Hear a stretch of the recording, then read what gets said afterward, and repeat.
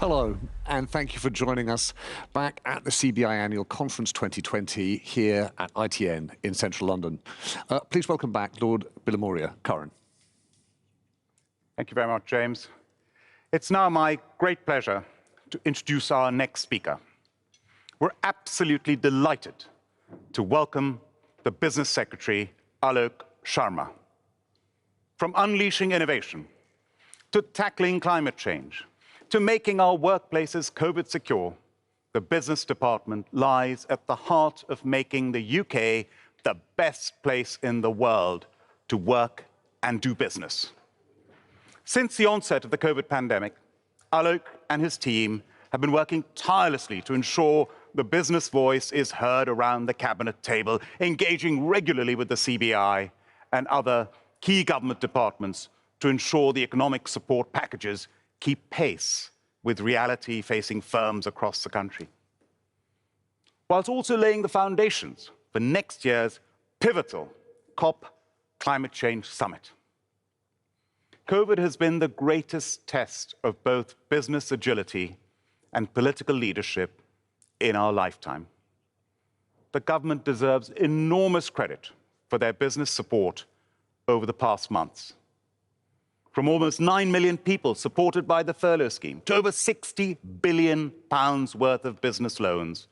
And this year, the CBI's engagement with BEIS on everything from our COVID response to skills, to trade, and investment in green energy, this has been our strongest ever.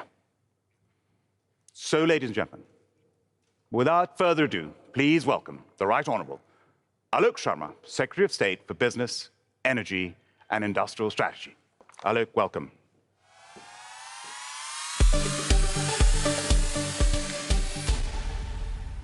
Well, good morning, everyone, and thank you, Curran, for that very kind introduction. I'm absolutely delighted to be addressing such a wide and illustrious business audience today, although virtually, and I think that's a sign of our times. I just want to say that the Prime Minister will be offering remarks to the CBI later this week.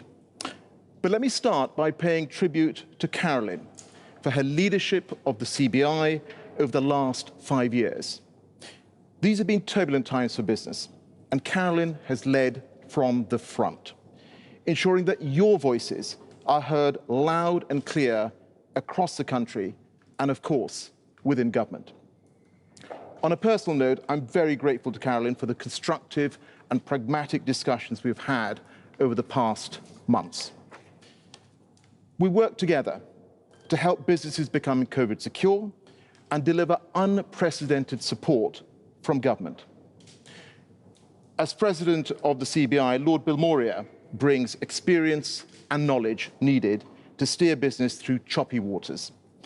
And I also want to welcome Tony Danker as the next Director General of the CBI. These are extraordinary circumstances in which to be assuming this role, and I wish Tony the very best, because your success will be our shared success in supporting the economy. My heartfelt thanks and admiration also go to all of you, the CBI's members and businesses up and down the country. I've had over 1,500 conversations with business and business representative organisations across the country since I took on this role, including travelling to every part of the United Kingdom. And it's clear that this has not just been a tough year, but the toughest of years. And we all know that the difficult days are not yet over. On Saturday evening, the Prime Minister announced further restrictions across England to take action to control the virus and protect the NHS, and to head off the need for even tougher or more enduring restrictions further down the line. Which means that from Thursday, the 5th of November, until Wednesday, the 2nd of December, people may only leave home for specific reasons, including work, if they can't work from home. Non-essential shops, personal care, indoor and outdoor leisure and entertainment venues will close. Now, although shops can continue to provide click and collect services, and I know that's been appreciated by business, pubs, bars and restaurants will close except for takeaways and delivery services. However, people will be able to travel to work where necessary to allow them to continue their job, and sectors such as construction and in manufacturing will remain open.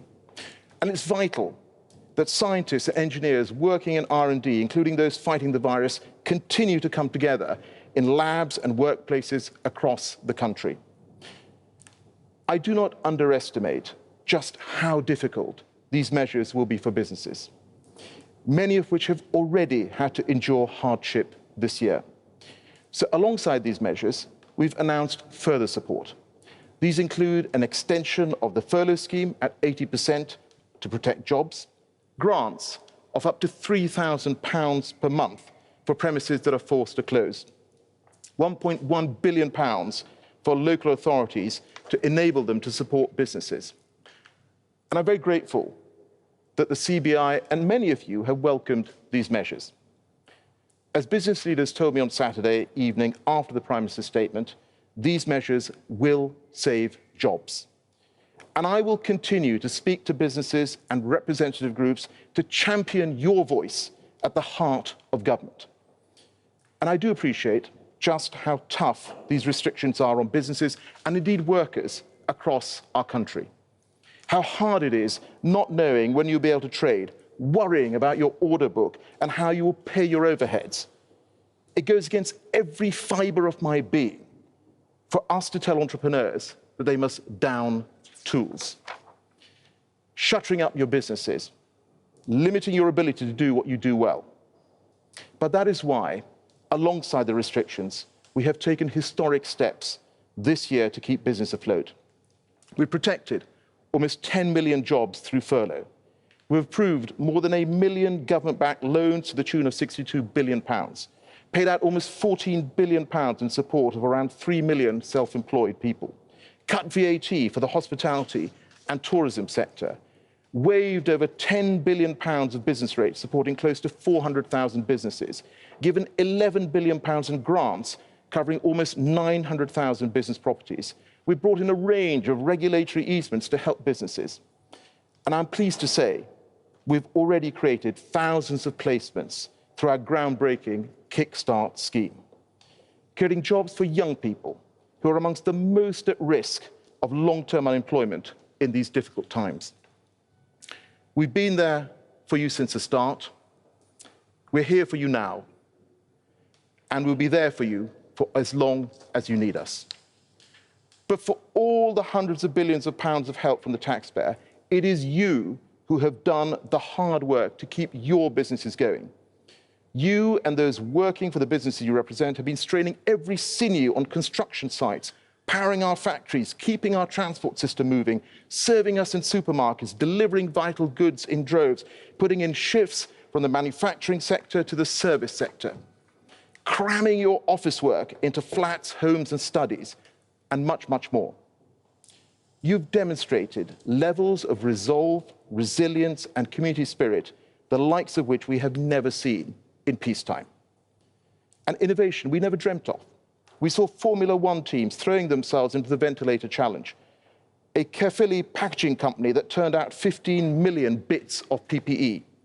We've had gin distilleries making hand sanitizer. High street shops have evolved into online retailers. From the FTSE 100 to the corner shop, you have simply refused to be beaten. Without our fantastic private sector, without our entrepreneurs, our country would not, could not have stayed on its feet this year. I've been humbled at some of the personal sacrifices businesses have had to make to protect the livelihoods of their employees. It is the absolute definition of responsible capitalism. And for that, I salute each and every one of you. And I want to bottle the hope and innovation that you've demonstrated and unleash it as we move forward and beat this virus. I've seen through my department the brilliant collaborative work between businesses and our world-beating scientists in developing a vaccine. As we speak, the Oxford AstraZeneca vaccine is in final phase trials, with the prospect of a vaccine early next year. Now, whilst there has been rapid progress, we recognize that a vaccine which fully eliminates the virus may never materialize. So we plan to also protect the country in other ways. As the Prime Minister set out on Saturday, we have the immediate prospect of using many millions of cheap, reliable and rapid turnaround tests. Over the next few days and weeks, we will plan a steady but significant deployment of these tests. There are paths out of this current predicament to eventually get business fully on its feet and the economy firing on all cylinders. Because we all know that the United Kingdom is a great country to do business. We have the lowest corporate tax rates in the G20, the kind of lean regulation that puts us in the global top 10 for ease of doing business, and a highly skilled workforce. And it is easy to see why the UK is consistently home to one of the largest, most resilient economies in the world, all underlining precisely why the UK has long been a great place to do business. And we will open up further opportunities as we take advantage of our new political, legal and economic freedoms as the transition period ends this year. The negotiation on our future relationship with the EU are, of course, ongoing. At the same time, I urge you to prepare for the future trading relationships in 2 months. Because whatever the outcome, things will change for businesses across the country. As the transition period comes to an end, it will not be extended. We are making preparations to ensure that the economy is ready, such as legislating for a UK internal market to avoid trade barriers when EU legal structures fall away. A step which many of you have told us removes a major item from your corporate risk registers. My department and I are communicating and engaging with millions of businesses, providing information to help them prepare as we accelerate towards our new trading relationship with the EU. And whether we trade on the same terms as Canada or Australia, I know that we will make a success for British businesses and for the whole country. Because Brexit was always about a better future, about having the freedom to chart our own course. And in doing so, bringing much needed opportunities as we pursue our destiny as an independent nation. We will take advantage of these opportunities to support our economic recovery from COVID. I want to ensure we do so in a way that enables the economy to build back greener. Because it is vital that we not only grow, but we grow sustainably. UK businesses are at the forefront of this. Over the last 30 years, the UK economy grew by 75%, and yet we also cut emissions by 43%. We were the first major economy in the world to legislate for achieving net zero emissions by 2050, which not only has a buy-in from business across the UK, but increasingly our international partners. I was in South Korea last week when President Moon announced his country's ambition to achieve net zero by 2050, following Japan just a few days earlier. We will continue to use our COP26 leadership to extend these ambitions across the globe. I sincerely believe that we are at an inflection point, with governments, businesses, and civil society all now recognizing the imperative of tackling climate change. Many of you already see net zero as an opportunity to grow, which is why we have announced a £3 billion stimulus package over the summer to support the decarbonisation of buildings, and why the Prime Minister announced last month that we would aim to install 40 gigawatts of offshore wind by 2030, extending our position as the world's leading offshore wind producer. I hope you take advantage of the immediate opportunities this green agenda brings as we recover from the COVID pandemic. And as we create the jobs of tomorrow, we need a laser-like focus on skills.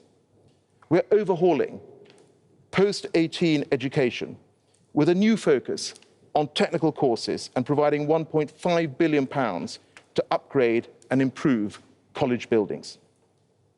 A lifetime skills guarantee is ending the absurd situation where someone's economic destiny is set in stone as a teenager. The government's new Office for Talent will make it easier for the most skilled individuals in your sectors to come and work for you wherever they may be in the world. And our record-breaking investment infrastructure will help connect us all. Coronavirus has shown that we can all work a little more flexibly. People still want, however, and need to come together to do business. The water cooler moment that takes a seed of an idea and grows it into a new business opportunity that can't be replicated in a carefully scheduled online chat. It is this government that is putting money into roads and trains and buses in every community across the country. It is this government that has finally broken ground on HS2, and it is this government that has launched Project Speed, so that everything from new hospitals to long overdue flood defences are given form, rather than languishing for years on the drawing board. We're investing across £600 billion, we're investing almost £600 billion in our future prosperity, delivering infrastructure projects across the country. And as we build back better through levelling up across the country, we also want to ensure success of our economy is spread evenly. No other city comes close to the economic heft of London, which outstrips Manchester 6 times over. An imbalance that was intolerable before coronavirus, but which takes a fresh urgency with our already fragile cities and towns taking the greatest hits from the pandemic. So we will turbocharge our regions to enable them to become global hubs in their own right. The northeast of England could become the home of choice for companies that are delivering carbon capture and storage, making hydrogen power a part of daily life, and designing buildings and maintaining offshore wind turbines. Our brilliant life sciences sector will be propelled to even greater heights from Oxford, Cambridge, and Edinburgh. The factories of the Midlands will roar back into life, producing the advanced technologies of tomorrow.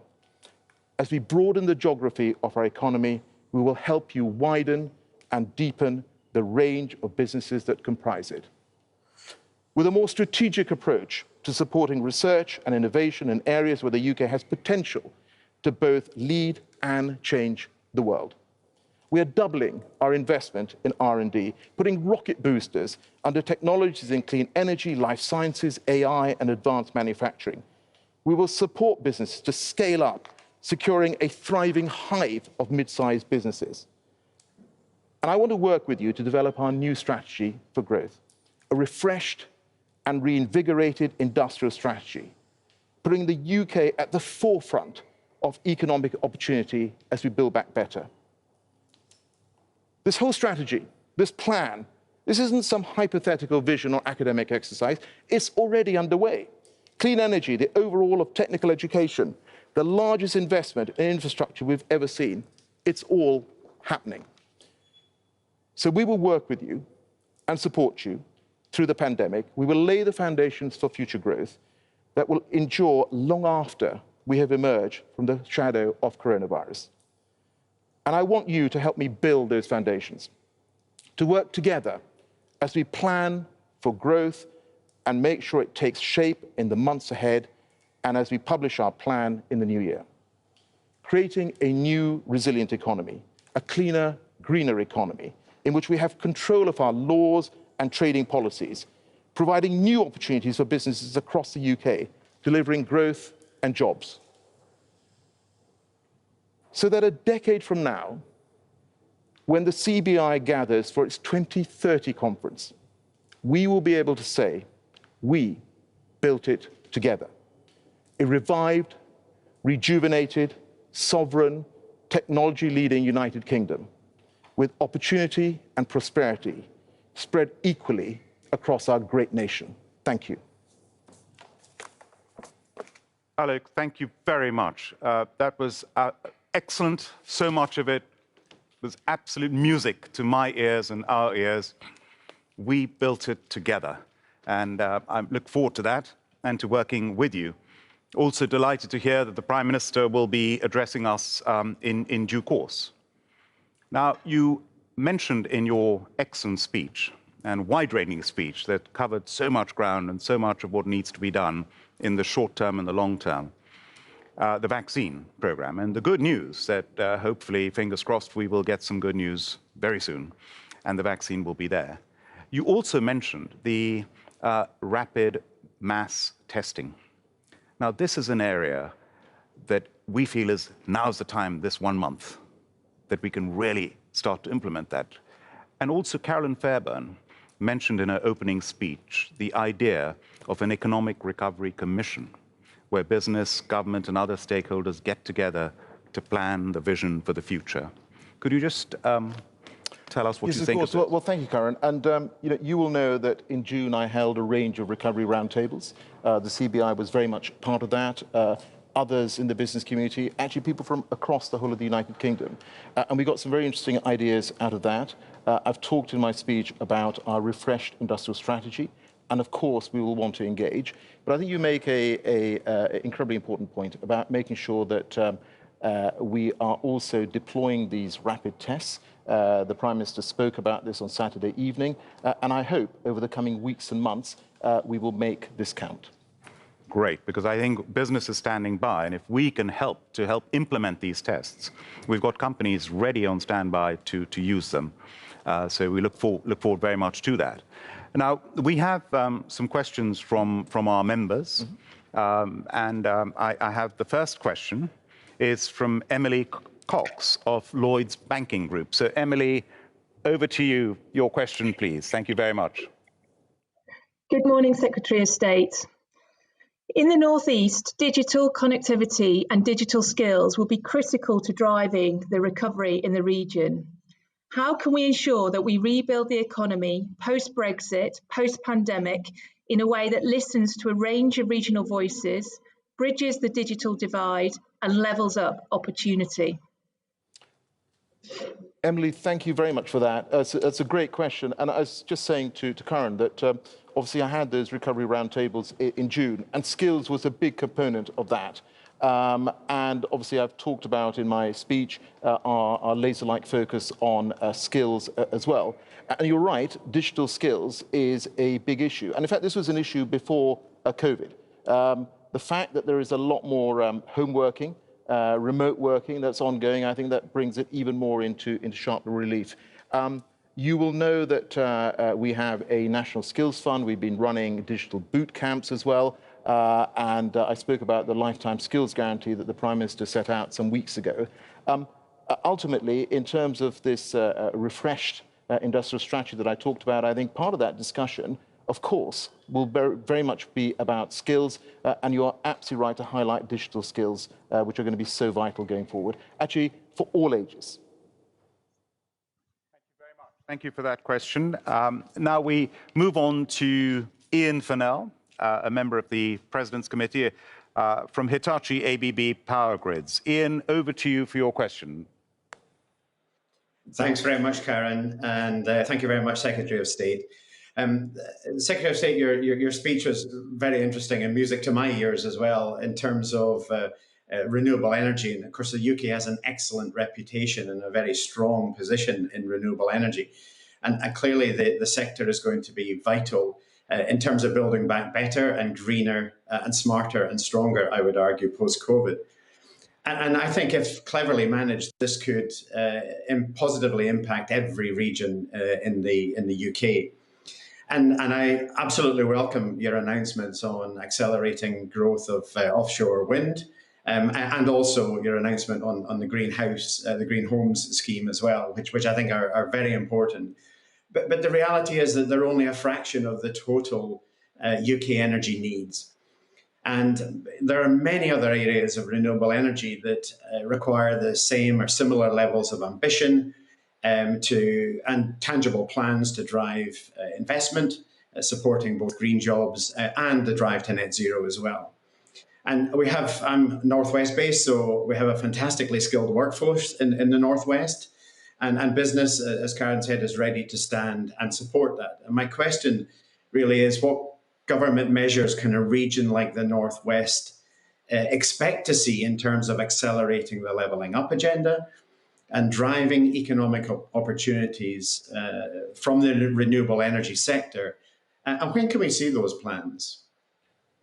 Well, thank you for that, Ian. I think it was a very polite way of asking me when this energy white paper will see the light of day.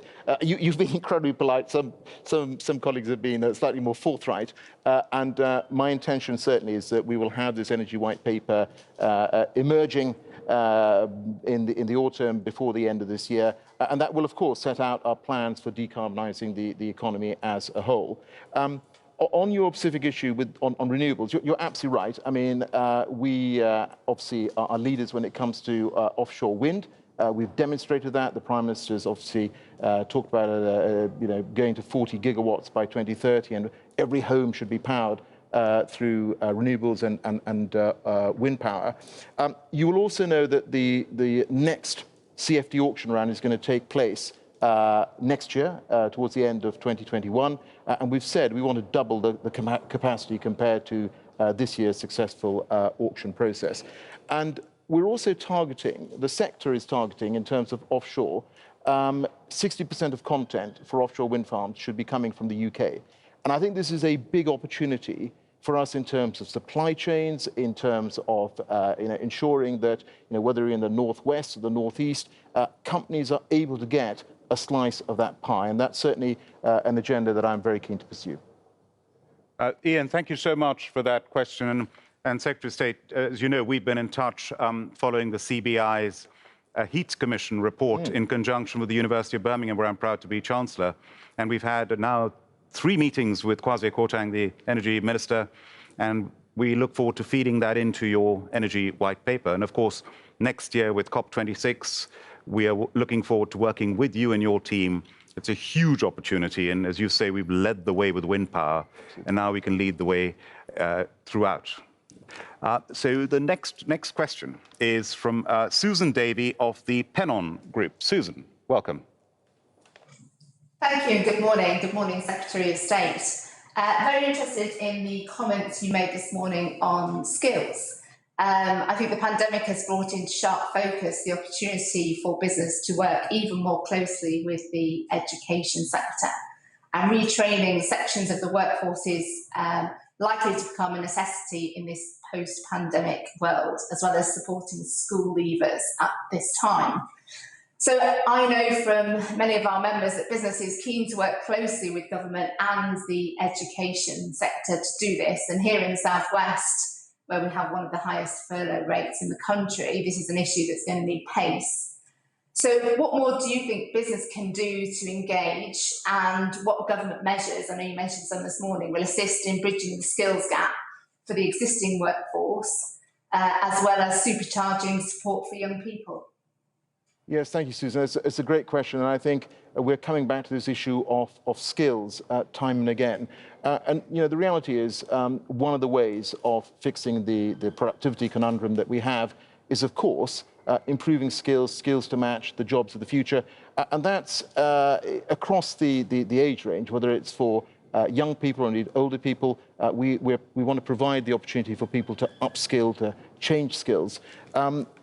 In terms of the lifetime skills guarantee, which I talked about, that obviously is available for people who are already in the workplace but want to get additional training and skills. But for young people, and I think young people have had a pretty tough time of it over the last few months. I mean, lots of people have. The whole country has, the economy has, lots of businesses working incredibly hard. But young people have had a tough time of it, and that is why, and by the way, we recognise that when there is a economic downturn, young people are at risk in terms of long-term unemployment. That's why we've introduced the Kickstart scheme, £2 billion of support for 16 to 24-year-olds. And as I said in my speech, we've got lots of people already on this. We want to get a lot more. And I want to thank the members of the CBI for all the support that they have provided and for taking part in the Kickstart scheme as well, and providing those placements. Thank you very much for the question. And Alok, thank you so much for taking questions from members. Of course, we represent 190,000 businesses and 7 million employees, 1/3 of the private sector workforce. But here's a chance for our members to interact with you, and thank you so much. We now have some questions from the press. And the first one is from Simon Jack, the business editor of BBC News. Simon, welcome. Thanks very much indeed, Lord Bilimorio. Good morning, Secretary of State. As Karen Fairbairn said in her remarks, this latest lockdown is devastating for businesses, particularly those who've spent billions collectively trying to adapt their businesses to what seems to be ever-changing government guidance. If one of the chief executives watching this broadcast announced a plan today that just last week they dismissed as absurd, their shareholders would be deeply concerned. Do you accept this government's reputation for competence has been severely dented here? And a related question, do you regret not listening to scientific advice over a month ago when they recommended a shorter lockdown and one that wouldn't take such a bite out of this crucial Christmas trading period? And who will you be listening to in the future when you come to review this decision? Will it be the scientists or will it be backbench MPs? So, Simon, I don't accept the premise of the question. I'll explain to you why. Which is that we've always had to have a balance between supporting the economy and, of course, protecting the NHS. That's absolutely vital. And we took a tiered approach, a regional report. And actually, if you look at the World Health Organization, this was something that people felt was entirely reasonable. Countries across Europe have taken the same approach. But what we always said, and the Prime Minister always said, is that we would keep all of this under review and we would take further action if we needed to. And the reality is that you have seen the R rate above 1. It's been increasing across the country. And in the face of the evidence, you have to act. And of course, it's regrettable that we're having to take this particular action.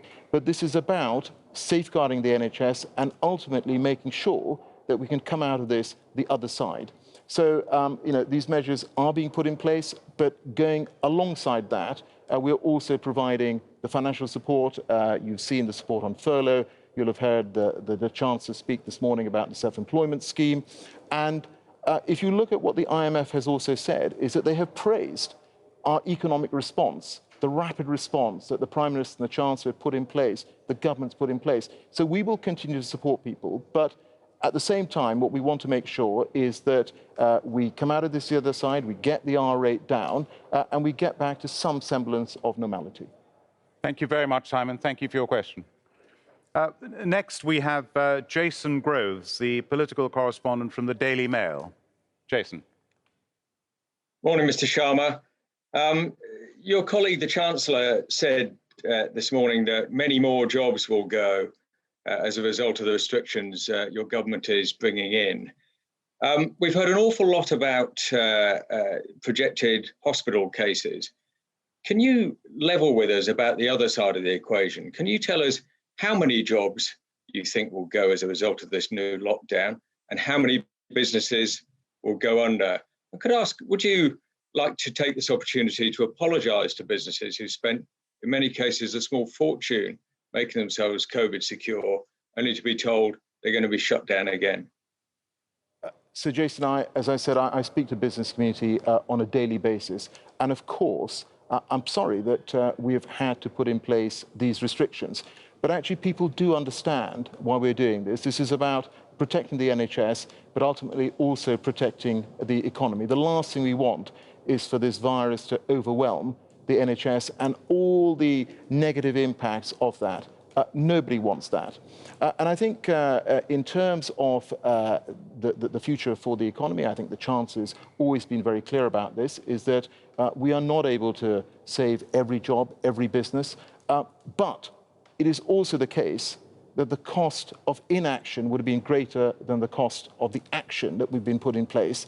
And as I said to you, I'd refer you to what independent bodies such as the IMF have said about the support that we as a country have been providing. When you compare it to international peers, it is leading And we are continuing to provide that support. The Prime Minister announced the furlough scheme being extended. You'll have heard from the Chancellor this morning, of course, about the self-employment scheme. There are grants of up to £3,000 a month available for businesses. So we will continue to stand shoulder to shoulder with business. And you've also seen throughout this whole process is that, as the situation has evolved, our support has also evolved. But I'm absolutely going to be level with you, and the Chancellor's been level with the business community and the country, is that we will sadly not be able to save every single job. We're doing absolutely everything we can to keep businesses afloat so that we can get through this and get over to the other side. Thank you very much, Jason. We next have Callum Jones, the trade correspondent for The Times. Callum. Thank you. Secretary of State, many companies want to hear directly from the Prime Minister after Saturday's announcement. They'll obviously welcome news he'll offer remarks to the CBI over the next few days. But why exactly did he pull out of his speech this morning? And on Brexit, if I may, some industry leaders have expressed concern that your government is preparing to blame them should anything go wrong at the end of the transition period. Can you reassure them that that won't happen? So, Callum, as you said, in terms of Prime Minister, he will be making remarks to the CBI conference. Look, I mean, I work very closely with the Prime Minister, and there is no greater champion for business than the Prime Minister. Time and again, he said it privately, he says it publicly, that at the end of the day, we need our entrepreneurs, we need our businesses, because without them, and this is a fundamental truth, without them, we cannot pay for the brilliant public services that we have in our country. And he engages with businesses very, very regularly. Sector calls, individual calls. I take part in some of those, and we don't telegraph that stuff. But the reality is that he feels very acutely what business is feeling. And of course, none of us wanted to bring these restrictions in, but we are putting support in place at the same time. As I said, in terms of why he's not here, you will know that he's making a statement to the House today. We've got legislation which is coming forward, and obviously he is entirely focused on the response to COVID. But as I also said in the beginning of my speech, is that the Prime Minister will, of course, be making remarks to this conference, which lasts for a number of days. And in terms of the issue with the EU, look, we are working with business on this issue, and I am very clear. I've been engaging with lots and lots of businesses across the country. My department is engaging. We're doing it in a proactive way, holding webinars, talking directly to organisations like the CBI, to them, and they talking to their members. All of that work is ongoing, and I want to thank businesses for what they're doing to prepare. The reality is, in 2 months, things will change, irrespective of whether it's Canada-style or Australia-style agreement that we get, and we all need to be prepared for that. And I will continue to work very closely with the business community to make sure that we are absolutely ready to be able to take advantage of the opportunities that will come after Brexit. Thank you, Callum. Thank you very much. Alok, thank you for answering those questions.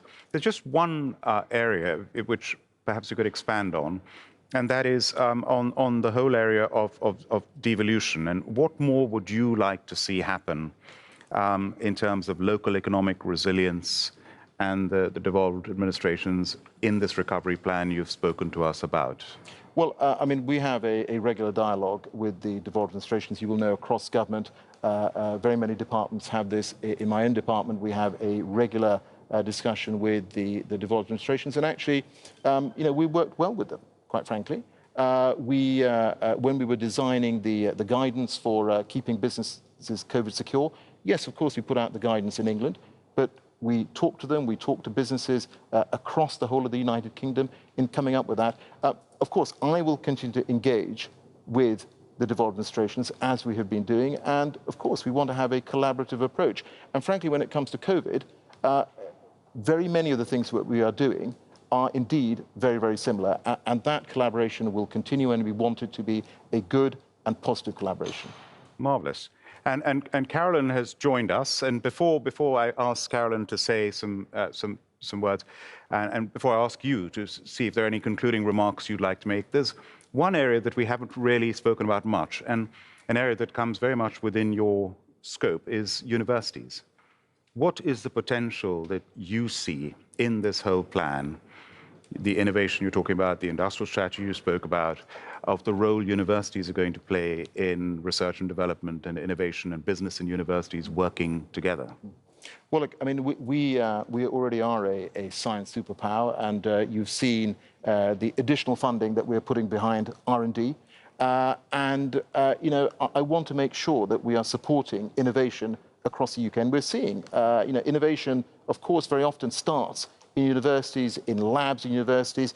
Currently, there is no better example of that than the vaccine candidate that was developed at the Jenner Institute in Oxford, which is now one of the leading candidates in the world.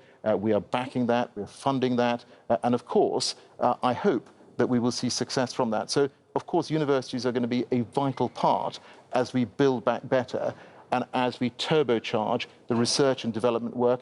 And the reality, Karen, is, you will know this, of course, is that countries which spend more on research and development, as we're going to be doing, also leverage in more private sector money. And ultimately, this all leads to greater productivity. And that's, of course, what we want to achieve across our economy. Fantastic. That's great to hear that. And of course, with the investment in research and development innovation, not only is there government funding, there's private sector funding, but also we're one of the 3 largest recipients of inward investment. So a lot of it comes from abroad as well, and we've got to keep attracting that. Absolutely. So Alok, Secretary of State, thank you so much. And is there anything you'd like to say, any concluding thoughts or remarks before I hand over to Carolyn? Thank you. Well, Karen, thank you very much for that. I mean, all I really want to say is reiterate the fact that I am so grateful to the business community for absolutely everything you have done to keep going. And I know it's tough, and I know the restrictions are also tough, but we are putting in support alongside that. Please continue to work with us. I will continue to engage on a daily basis with businesses up and down the country. And the final thing I want to say is a huge thank you to the CBI, to Carolyn for the fabulous engagement we've had over the last months. It's really been great. Karen, to you, coming in your new leadership role, and of course to Tony as well. Thank you to all members of the CBI. Please keep working with us. And I just want to make this absolutely clear, is that my door will always be open to business. Thank you. Thank you, Alok. Thank you, Secretary of State. And we really appreciate your support and the sentiments you've expressed. Now, if I may ask Carolyn to say some concluding remarks. Well, Secretary of State, I think it is really just to say a huge thank you to you. I think for stepping in at very short notice. Not an easy thing to do, a very difficult time. So that is noted and really appreciated. Also, we're glad that you bring good news about the Prime Minister joining us before the end of our conference. That is incredibly important. We have 8,000 business leaders from up and down the country on this call. They have really valued hearing from you. They will really value hearing from the Prime Minister. I'd also like to thank you, though, for your action to date. We have had some really good engagement with you and your team. I remember being locked in rooms, working out that guidance, the support that we worked on together with the Treasury to get those loans out, to get that support out. It must continue.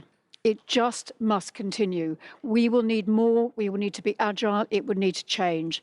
And the fact your door is open is welcome, and we will be using it. I guarantee it. We also noticed some things in your speech that stand out. The phrase industrial strategy is not one that we have heard that much in recent weeks.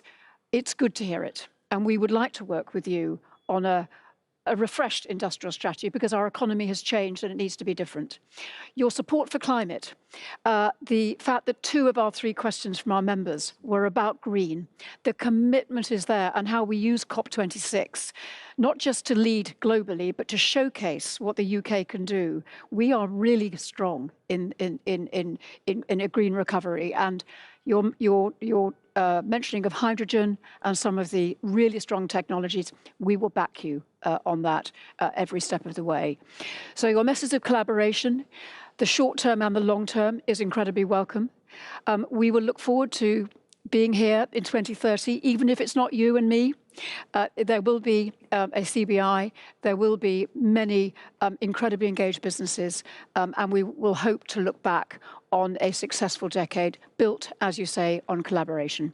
Thank you for being with us here today. Pleasure. Thank you. And now, thank you, Carolyn. And James, over to you. Karen, thank you very much. Well, listen, a big thank you to you, Secretary of State. It's really good to have you here. Thank you, of course, Carolyn. Karen, my task next is just to tee you up for what's coming next. At 11:40, we're going to hear from Sir Keir Starmer, the leader of the Labour Party. He's going to be here, so please do join us for that. That's one not to be missed. Take a short break, and we'll see you at 11:40. Many thanks.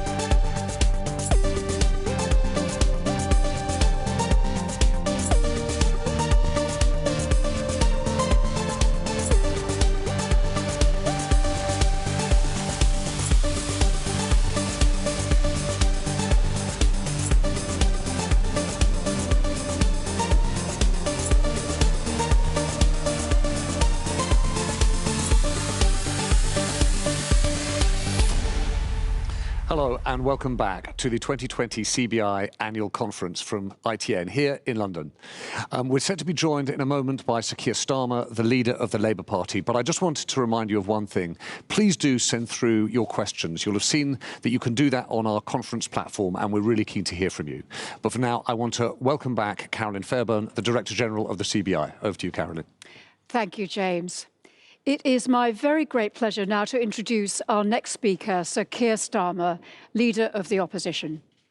Sir Keir has had a distinguished career both in law and in politics. He was Director of Public Prosecutions in 2015, elected to Parliament. He served on the immigration side with Shadow Secretary, Immigration Minister, and also Shadow Secretary of State for exiting the European Union. And of course, most recently, in April of this year, Keir was elected to be leader of the Labour Party. And over the past few months, we have been working closely with him and his front bench on all of the issues to do with business, from COVID and Brexit to skills and climate change. And at this very important moment, it is my great pleasure to welcome Sir Keir Starmer, Leader of the Opposition, to the stage. Welcome, Sir Keir.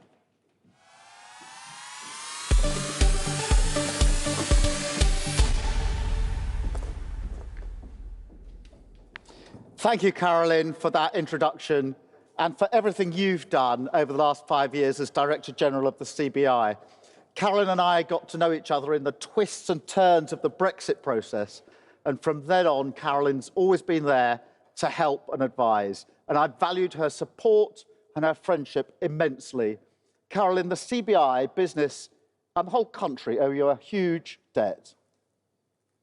It's my pleasure to be able to speak to you today and to do so for the first time as the leader of the Labour Party. I'm under no illusion about the work we have to do if we have to win back your trust. We have to build bridges. And today, I want to set out the new partnership I want to build between British business and the Labour Party. I want to start, though, by addressing the immediate crisis the country is facing. I don't blame the government for coronavirus, but I do blame it for the way it's been handled. I can't forgive the catalogue of mistakes that have cost lives and livelihoods.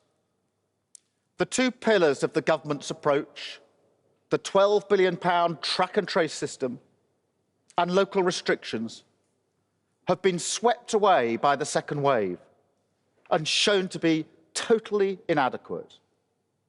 Even more unforgivable, the central lesson of the first wave was ignored. That if you are to control this virus, you have to act early and decisively. And that if you don't, the cost to people's health and the health of the economy is much, much worse. One of the things I've learned from this crisis is that it exposes leadership like nothing else. On that count, the Prime Minister and the Chancellor have failed. They failed to learn, they failed to listen, and they failed to lead. The result is tragic, but all too predictable. On the 21st of September, the government's own scientist, SAGE, recommended an urgent 2 to 3 week circuit breaker in order to prevent the virus getting out of control. On that day, there were 11 deaths from COVID-19 and there were just over 4,000 COVID infections. The Prime Minister failed to heed that warning.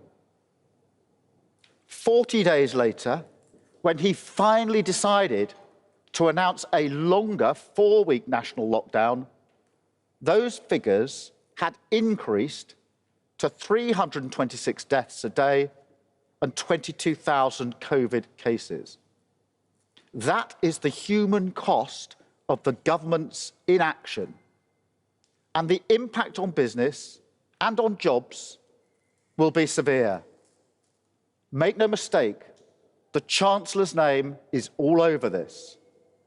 His decision to block a circuit breaker, to dismiss it as a blunt instrument, and to pretend that you can protect the economy without controlling the virus, will now mean that businesses have to close for longer. More people will lose their jobs, and the public finances will be worse than they needed to be. It makes me so angry and so frustrated that when the British people and British businesses have given so much and made so many sacrifices, they have been let down so badly by the government. It is now essential that tough national measures are taken to get the virus back under control. Better late than never. And Labour will provide the votes the Prime Minister needs to be sure of getting this through Parliament. But we'll also be clear, it must be accompanied by a comprehensive economic support package. The Chancellor has already announced 3 economic plans in the last 4 weeks. All were insufficient, all are out of date. That is no way for businesses and working people to plan and prepare. The Chancellor needs to come to Parliament today and outline the full package of support. It must be equivalent to the package put in place in March. It must support businesses forced to close and at risk of closing. And it must protect people's jobs and pay, including by closing the gaps in support of the self-employed. The government was slow to act again, but it can't now waste these 4 weeks. They must be used to fix, test, trace and isolate, and to give local control to local authorities, to get a grip on the messaging and rebuild public trust, and to provide a clear and transparent roadmap to protecting businesses and the NHS over the months to come. I know how difficult this next month will be, and the months to come. Now more than ever, we need to stand together as a country, as families, and as communities, and to show once again that at a moment of national crisis, the British people always, always stand by those in need. I know businesses will step up just as you did in March and as you've done throughout the crisis. I know from close quarters how important a good business can be to families and communities. My dad was a toolmaker. He worked on the factory floor his entire life. A steady, secure job allowed him to build a better life for his family.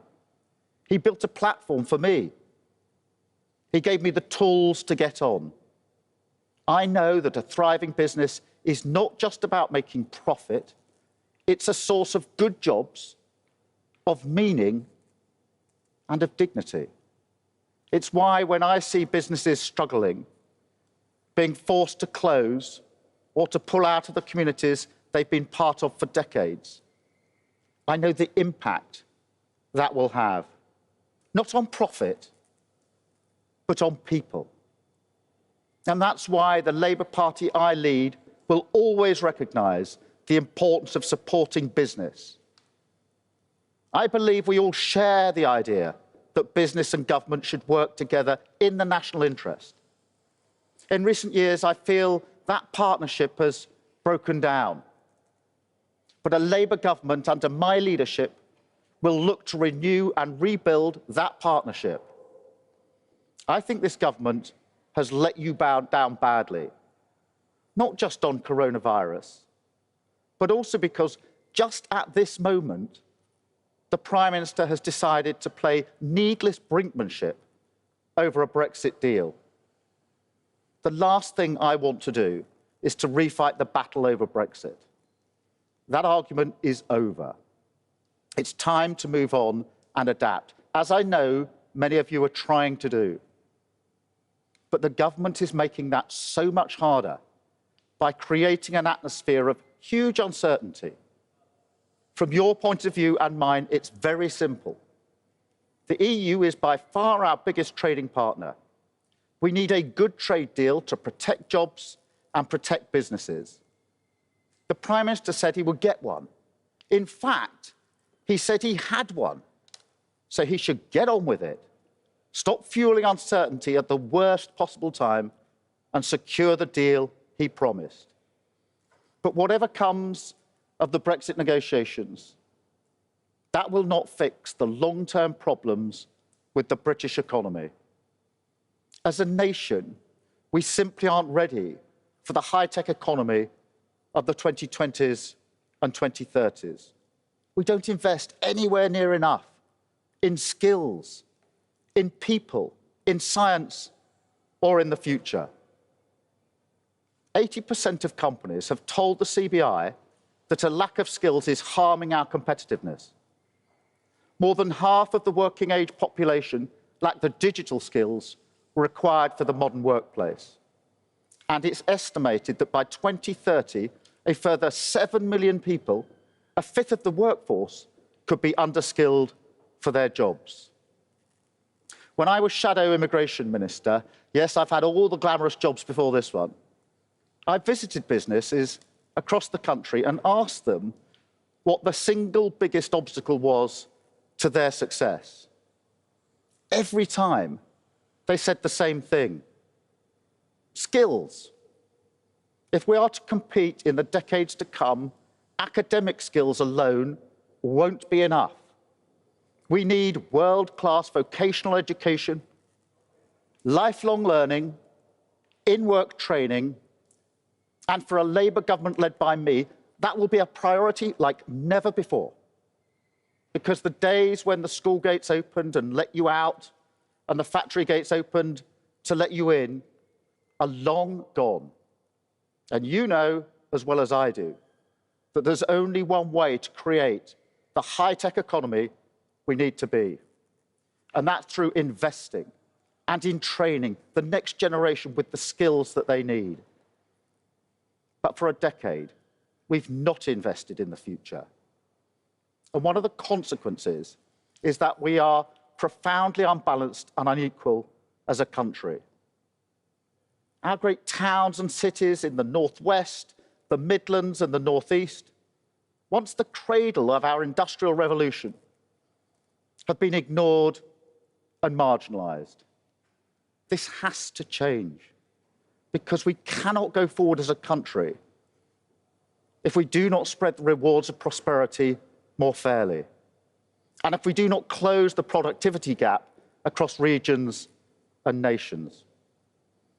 I believe Britain can and must create a more dynamic, innovative and high-tech economy fit for the 2020s and 2030s. The best days are ahead of us. But the truth is, at present, our economy rewards short-termism. It's low pay, low-skilled and unbalanced. I know that this frustrates you as much as it does me. In the last decade, something profound has happened in our country. For years, the essential bargain of post-war Britain was that for every boost in prosperity, that reward found its way to the factory floor. But that bargain has broken down. Earnings have stagnated since 2010, The cost of living, the price of food, housing, utility bills has gone up, and the returns to shareholders have carried on rising. That bargain is no longer being honoured. It's fueling resentment, anger, and injustice. Together, we have to find a solution so that when this crisis is over, we build a more sustainable model and a new partnership that can bring businesses and working people together. I can pledge to you today that a Labour government under my leadership will back British businesses to grow, to succeed, and to expand. We'll provide the incentives, the corporate structures, the investment and the stability you need to plan for the long term. We'll champion businesses of all sizes and in all parts of the country. And we'll always recognise businesses for what they are, an indispensable part of creating prosperity, good jobs, and good communities. My aim is simple, that under a Labour government, every community and every town has world-class local businesses. Businesses that are a source of pride, jobs, and prosperity. But like any joint venture, we'll ask for something in return. We'll expect businesses to look beyond the next quarterly statement or annual report and to focus on long-term prosperity and the long-term interests of local communities. We'll expect every business to play its part in delivering the transition to a net zero economy as soon as possible. We'll expect businesses to work with trade unions to treat their workers with fairness and dignity, to invest in their skills, their future, and to provide the sort of secure foundations that a life can be built upon. We'll expect businesses to compete fairly and to play by the rules in spirit and in letter. We'll expect businesses to leave a lasting footprint in local towns and communities, working with local schools and colleges to upskill and empower local people. And we'll expect every business to consider the role it can play in promoting greater social justice and tackling the deep-seated inequalities that exist in our society. Most businesses already do this. Many go further. Every week I meet fantastic British businesses that show what can be done, even in this climate, to invest in people and in our communities. But if we're to make this a reality across the country, to build the new partnership businesses need for the 2020s and 2030s, it needs an active, pro-business government. And that is what Labour, under my leadership, will offer. When a business is failing, it's often because the management is failing. The Labour Party is now under new management. We recognise that businesses with high standards are the only way to create a good economy and the only way to fund a good society. I know we share these objectives. We do not seek growth for its own sake. We seek it because by improving living standards, we can grow as people and as a country. I want to thank the CBI and British business for everything you've done, and I look forward to what we can achieve together. Thank you. Keir, do come and join me over here. And just to say thank you. Thank you for being here at an incredibly important time, your personal support for business that comes through so strongly. And can I just say that commitment to rebuilding a partnership with business could not be more welcome. And I have personally felt it in the 6 months since you took over as leader. Thank you. So thank you for all of that and your very wide-ranging speech. We do have some questions for you. I would like to start with one, if I may. We then have 3 from our members, and then we do have some press questions to follow up with. And if I may start with a question that is really about that very delicate and difficult balance between challenge and consensus at this really difficult time. We feel that we hear your challenge to the government, and it's a really important role of opposition.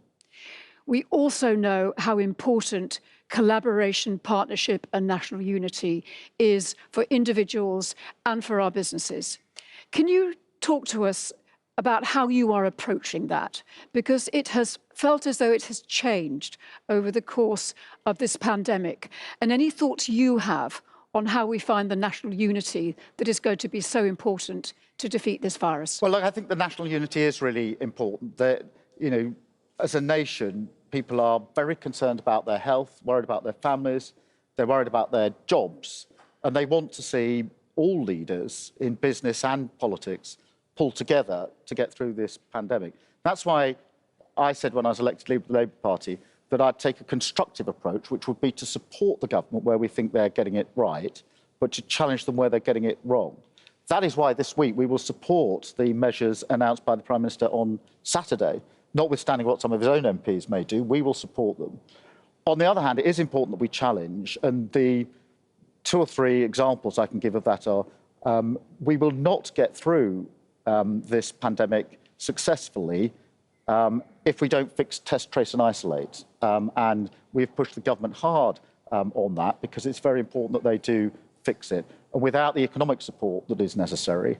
And we challenged them hard over the last few weeks when the government ignored the sage advice and have got themselves into a position now where, frankly, the lockdown will be longer than it would otherwise have been. It'll be harder because, if you can believe it, we've just missed half term when the schools would have been shut, and there'll be a very human cost to that delay. So getting that, it is important, I think, to support where it's appropriate to do so, but also to challenge, because unchallenged decisions, in my experience, are often the worst. Understood. Thanks very much. And can I say we hugely support your ambition to use this month of breathing space to get testing sorted. Yeah. And we think mass rapid testing as well as test and trace. So very much with you on that. We're now going to go to a few questions from our members. Okay, brilliant. And they should magically appear on our screen. Where are they going to appear? Right here. So we are going to hear first from Jackie Hall, who is president of CNG in Yorkshire and Humber. And Jackie is going to put our first question. Over to you, Jackie. Hi, Jackie. Hello. Thank you, Carolyn. Good morning, Keir. Yorkshire and Humber is a proud region with a rich industrial heritage. The region has pockets of excellence where innovations, goods and services and skills are being developed that are vital to reaching the UK's long-term climate change commitments. What are the Labour Party's plans for ensuring that there is a just transition to tackling climate change, where everyone can feel the benefit of our future low-carbon economy? Importantly, where the scale of green employment and jobs can be realised? Thank you very much for that question, and you're absolutely right about Yorkshire and Humber. I, 2 years ago, presented the awards for the Yorkshire Post's Fastest 50 Yorkshire Businesses, and it was an incredible display of innovation and all sorts of different businesses thriving in Yorkshire and across the Humber.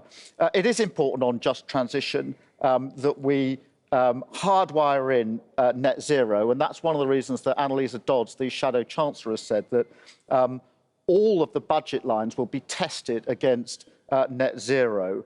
I think it's also important to be clear that we cannot use public funds to support businesses that are heading in the wrong direction rather than the right direction. So it needs to be hardwired in as we come out of this pandemic. Thank you so much. Thank you very much. Our next question is from Donald McGarver, who's speaking us from the east of England, and he is CEO of Amino Technologies. Donald, over to you. Sir Keir, thank you for your comments this morning, particularly the recognition of skills to business, which is probably relevant to my question. Both professionally and personally, I'm really concerned about our young generation. Those aged between 18 and 24 are twice as likely to have lost their jobs in this COVID period, with over 20% now unemployed. And almost 2/3 of those still in employment have suffered significant fall in their earnings. A recent study's identified that just 18% of graduates have managed to secure appropriate jobs this year, compared with a typical 60%, and the jobs and opportunities available to them have absolutely plummeted. So whilst those aged between 18 and 24 suffer the least physical effects of coronavirus, it's them that will bear the biggest burden socially, mentally, and financially in the coming years and possibly decades. So if we're truly to build back better in this post-COVID and post-Brexit world, it's this generation we need to prioritise. What will you do to ensure that we address this problem to engage and support our young generation? Donald, thank you for that. I mean, you're absolutely right. Young people have been hit very hard in recent years. And my concern and yours and across businesses that they'll be hit really hard in this pandemic by the nature of the impact it'll have on them. That is why we made the case for the Future Jobs Fund, which was the fund that the Labour government put in after the financial crash to get young people back into the workplace as quickly as possible. In fairness to the government, they took that idea and adapted it in the Kickstarter programme, which is a good programme to get young people back into work, because the quicker we can get them in, the better. There are longer-term issues, though, Donald, that we need to address. One of them is the skills issue. I was so struck when I went around the country talking to businesses in every region, everywhere, whatever they did, they were absolutely clear that there's a skills mismatch between young people coming out of education and what they need in business. And that's been there for a very, very long time. I do think we've also got to address some of the wider issues, because for young people, housing is an issue. Whether there's a business or a job near them that they can do or want to do is a real issue. So there's short-term issues, but I think there are longer-term issues here as well, Don. We need to all work together on, and this is something which can't go in 5-year cycles with different governments. It's got to be a long-term project. Thank you, Donald. Okay, thank you for that answer. And it was a theme actually of my speech this morning. It was very much about the next generation and how hard hit they are by this pandemic. So I think hugely welcome your words on that.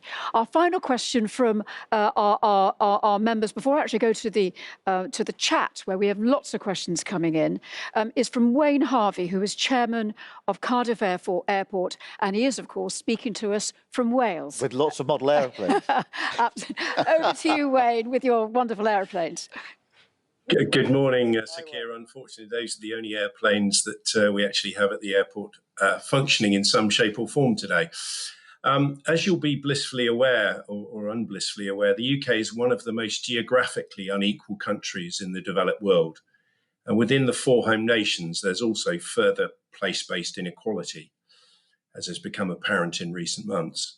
It's clear that governments, contrastingly though, cannot ever be all things to all places. What's your vision for regional connectivity, and what role do you see infrastructure, and you'd expect me to ask this, in particular regional airports, in levelling up a COVID and Brexit impacted economy? Well, regional connectivity is a huge issue, and almost everywhere I go around the country, there are issues about connectivity and people being able to move between different places, get to work, get to home, etc. So I'm a strong supporter of better connectivity. That's a long-term commitment from me. Obviously, it has to go hand in hand with the ambition on net zero, but we have to recognise much better connectivity is needed. Regional airports are part of that. They are vital to local economies in many respects, and that's why we've called for a support package for the aviation sector coming out of COVID, which, as you pointed out at the beginning of your question, has been particularly hard hit. We want to ensure aviation survives, regional airports survive through this, because we need better connectivity, not worse. So thank you very much. Thank you, Keir, and thank you, Wayne. Keir, we've got so many questions coming through online, and I'd like to just put 1 or 2 of them to you. Okay, yeah. And actually, the first one is actually also about aviation and how we get our country flying again, because we are an open economy and we need our airports and aviation industry to work. I've got a question from Saad Hammond of Key Travel, who's saying that the travel industry has been disproportionately hit compared to other sectors. What can be done to advocate an airport pre-departure testing regime to be able to, even as the pandemic is with us, to be able to get people in the air, the airport sector, the aviation sector working again? Well, I think the more we can test people before they take off or when they arrive, the sooner we will fix this problem, because aviation has been particularly hard hit. The quarantine rules, it was curious, to say the least, that we didn't have quarantine in the height of the first wave, and then we had it in a very mixed way afterwards. I'm a big advocate of testing at airports. It will still take some time for the results to come through, but it will speed things up and allow us to get back to a degree of normality sooner rather than later. I'd also say this, because one of my points of difference with the government is in their approach that if a job isn't viable, or they were saying this earlier, now it's the second wave, it's slightly different, that if a job isn't viable this autumn, then people ought to go off and do other things.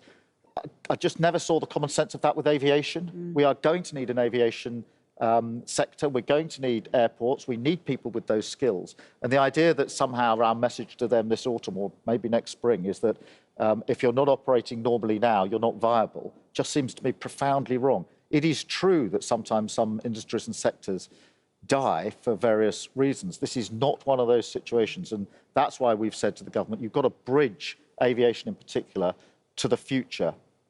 Thanks, Kieran. That very much, I think, echoes sort of thoughts we have, which are around the enablers of our economy have to be protected to be able to come back. And aviation, transport, childcare. I mean, there are a set of enablers here that we need to get us out of this.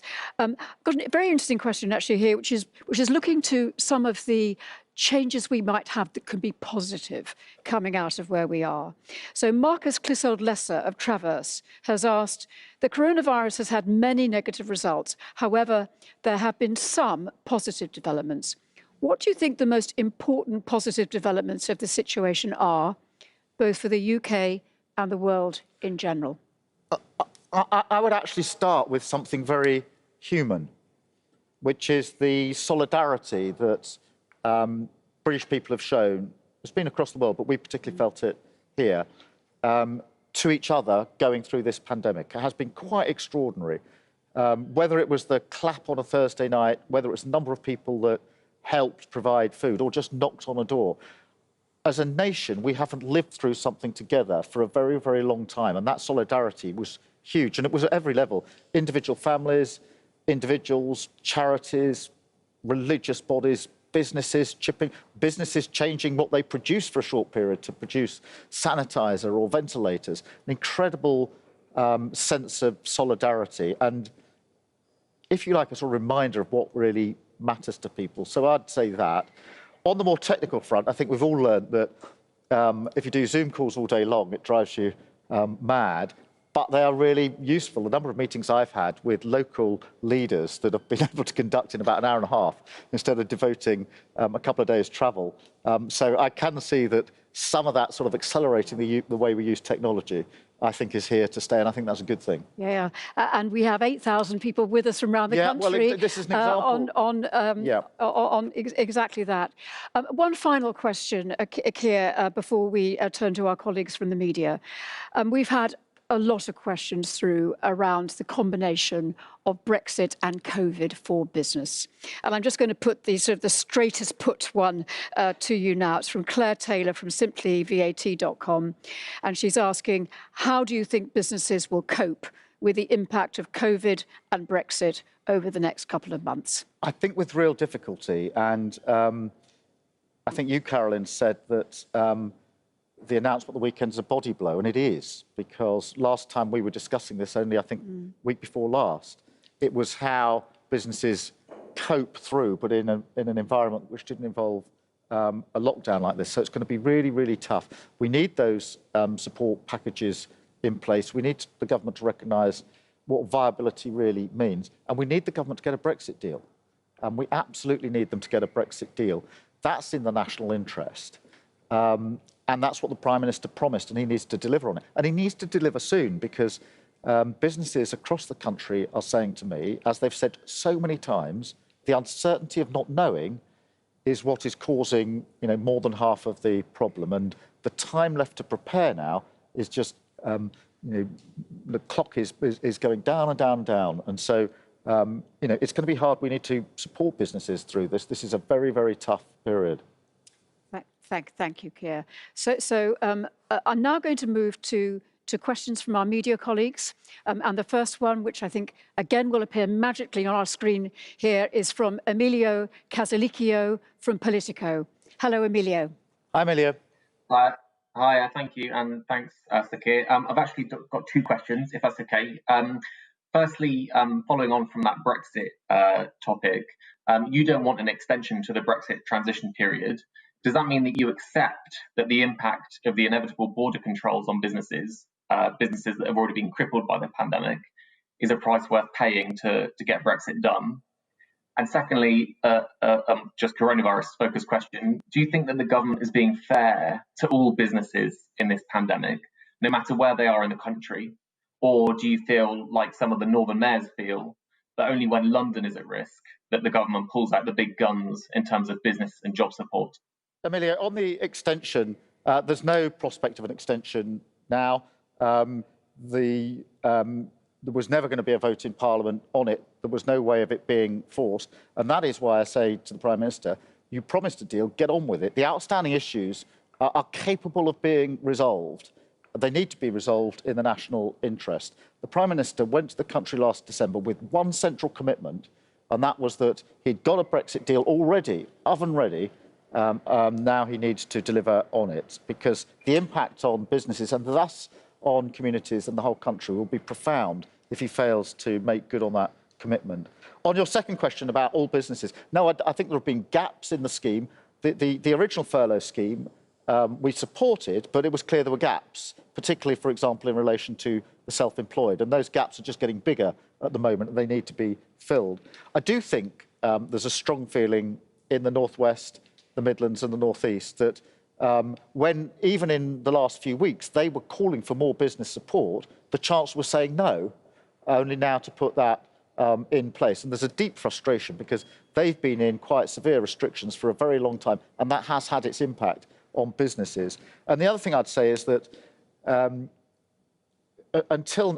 this is why we need to see the detail from the Chancellor. In recent weeks, the government has not acknowledged the role of those supplying to businesses that are forced to close. And therefore, whilst there was some support for those businesses that were closed, those that were supporting those businesses were left with very little support. So we need to, that's why the Chancellor should really come to Parliament today and set out the package of support that he's going to put in place for businesses. Thank you. Thanks, Emilio. Thank you. So we're next going to go to Dan Thomas from the Financial Times. Dan at the FT. Over to you. Thank you, Carolyn.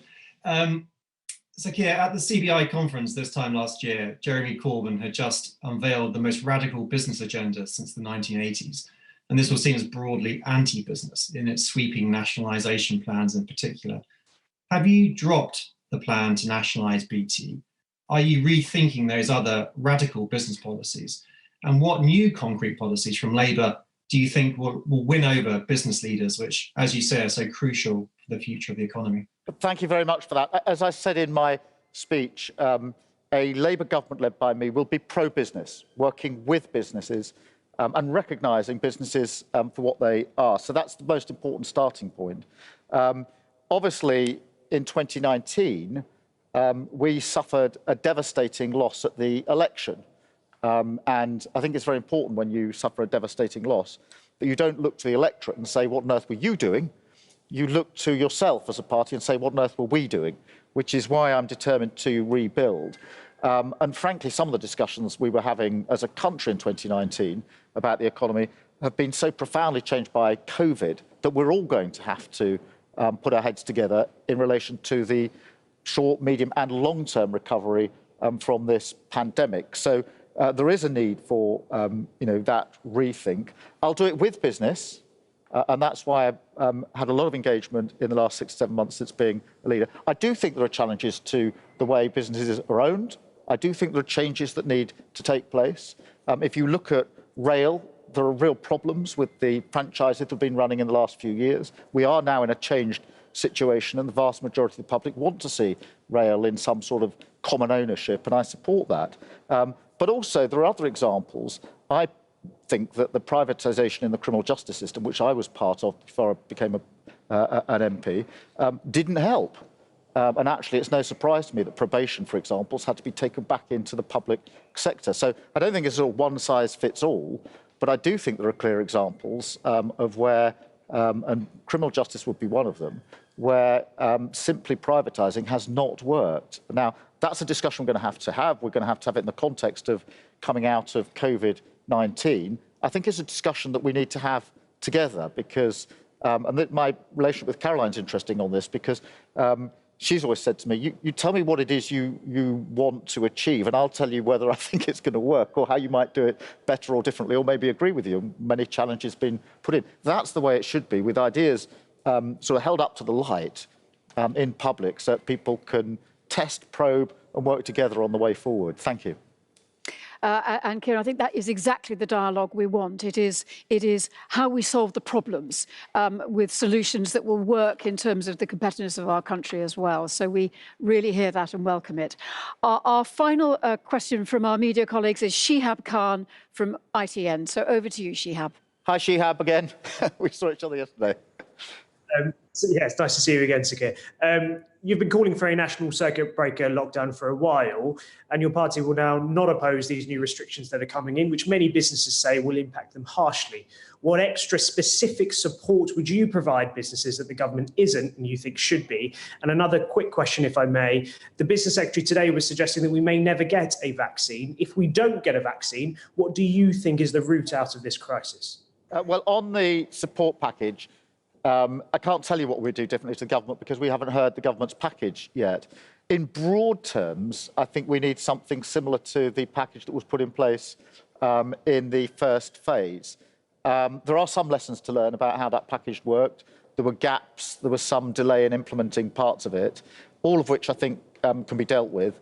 I think those who are self-employed feel particularly recently that they haven't had the support that they need. But we do need to hear from the Chancellor what the package is so that we can then point out where we think it should go further or not. I mean, I was really struck, and I hope we can do this again. During the first phase of this, I think, the CBI and the TUC, for example, were talking about what the package should be. That's exactly the right relationship going forward. On the vaccine, I've spoken to a number of experts on the vaccine. I think the predominant view is there will be a vaccine. So I don't subscribe to the view that there isn't going to be one. But I don't think it'll be necessarily what people are expecting in terms of whether it's 100% effective across all ages, etc. So we're going to have to adapt. But I'm optimistic, and I'm sure I speak for everyone in saying I really hope there is a vaccine. It may take longer than we think. It may not operate exactly as people think, where there'll come a day when everybody's vaccinated and we go back to normal. But I do think in the end there will be a vaccine. Thank you. Thank you, Shihab.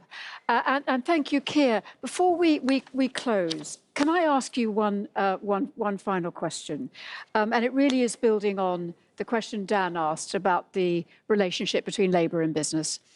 It has been incredibly encouraging to see the reset and the Hand of Partnership. Is there anything further you can say, Keir, about sort of in reassurance to businesses who are nervous? They are nervous about what the Labour Party might mean for business regulation, for taxes, yes, for ownership. Is there anything more you can say to those on the call who may be feeling the talk feels good, but will it feel right in practice? Well, I think the talk is important. Saying we're pro-business, not just saying we're pro-business, but recognising the role that businesses have, which is a different thing to simply saying you're pro-business. And I think that's very important. The engagement is important. I want us to do things with business, not to business. I don't think that we should impose things and do it to. It is right for a government to set the framework, but it's right that that should be done hand in hand with business, working together. And in terms of actions, not words, I mean, we're only 6 to 7 months into this new leadership. But I think a lot of businesses would say there's been high levels of engagement across the shadow cabinet.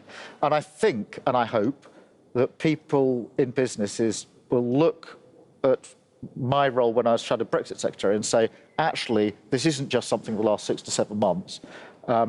Keir Starmer has been engaging with businesses for a number of years, really understanding what the Brexit implications will be.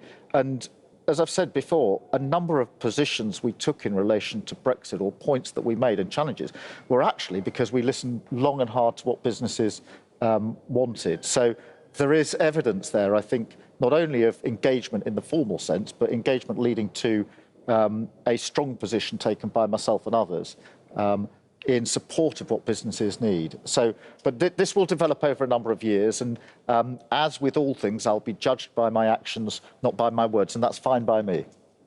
Keir, that is brilliant. And just to say, I can attest to, you started your speech this evening talking about being in the trenches, listening to business through the challenge of the European negotiations. That was absolutely right. And we have seen that. We have seen the engagement, and not just with you, but also with your front bench. So let's build on that.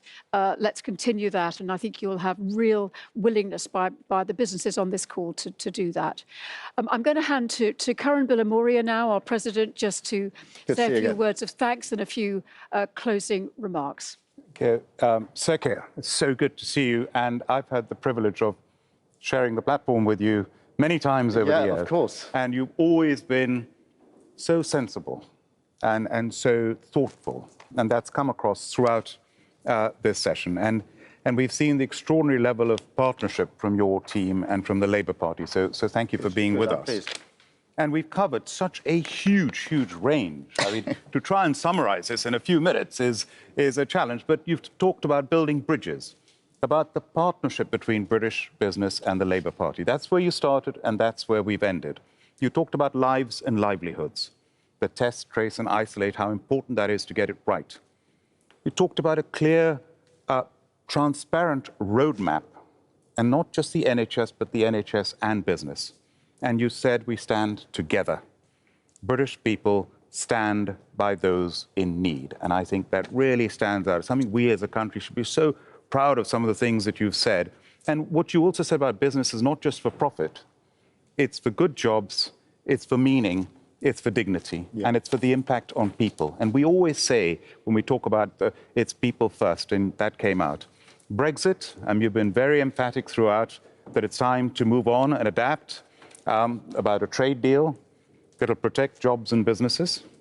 We spoke about skills and digital skills, about lifelong learning that is so important, about the productivity gap and across the regions and nations. And the government talks about levelling up. Well, it's a real challenge. And then on optimistic note, which has come throughout, the best days are ahead of us. And you want to be a champion of businesses of all sizes for people across the UK and creating prosperity, good jobs and good communities.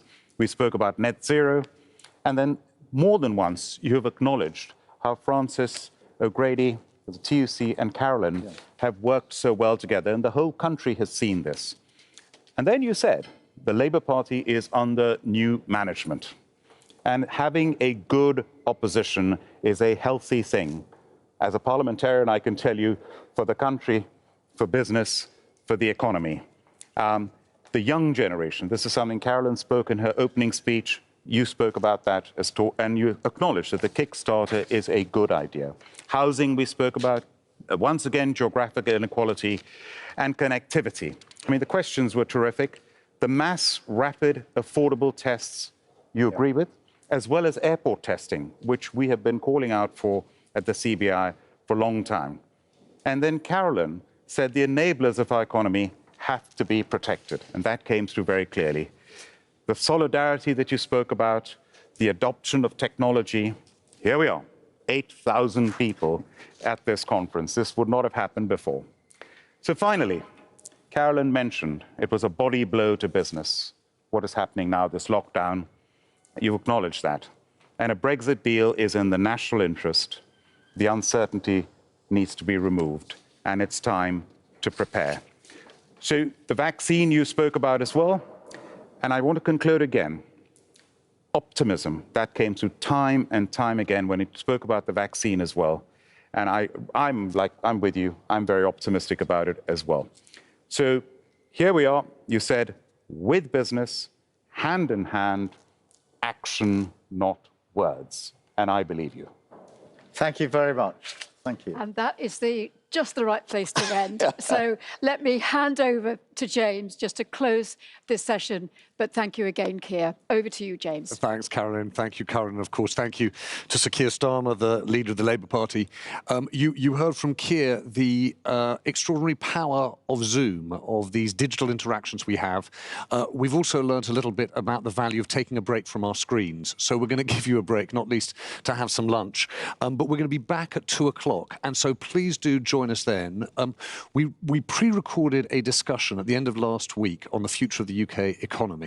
Ray Newton-Smith, who's the chief economist of the CBI, is going to be giving some outlook into 2021. We're joined too by Sue Garfitt, who's the chief executive of Alpro, Alan Jope, who's the chief executive of Unilever, the company that ranges from Dove soap to Lipton to my personal favourite Magnum ice creams, and Gavin Patterson, who is the president and chief revenue officer of Salesforce, as well as Professor Devi Sridhar, who is the chair of global public health at the University of Edinburgh.